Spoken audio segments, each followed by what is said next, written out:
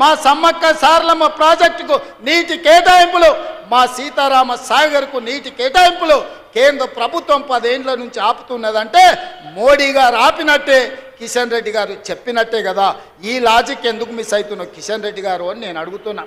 వస్తేనేమో ఆయన కథలు రాసుకుంటాడట, రాకపోతేనేమో రేవంత్ రెడ్డి ఏం చేయలేదంటాడంట. నేను 55,000 ఉద్యోగాలు ఇచ్చిన, సంవత్సరానికి 2 కోట్ల ఉద్యోగాలు ఇస్తా అన్నాడు. 12 ఏళ్ళైంది ప్రధానమంత్రిగా మోడీ పదవి చేపట్టి 24 కోట్ల ఉద్యోగాలు ఇవ్వాలి.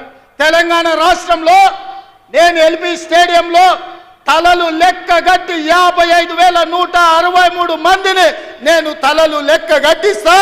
మీ మోడీ తెలంగాణలో ఎన్ని ఉద్యోగాలు ఇచ్చిండో నువ్వు లెక్క గట్టి చెప్పు కిషన్ రెడ్డి అని నేను అడుగుతున్నా. అయితే గీతే మోడీ ఇచ్చింది 2 బోడి ఉద్యోగాలు, ఒకటి కిషన్ రెడ్డికి, రెండోది బండి సంజయ్కి. ఇదంతా ఎట్లుందా అంటే గుండు అరగుండు బ్రహ్మానందం దగ్గరికి పోయినట్టు ఉంది. ఇవాళ నువ్వు ఏం తెచ్చినావో చెప్పు ప్రత్యేకంగా. నీ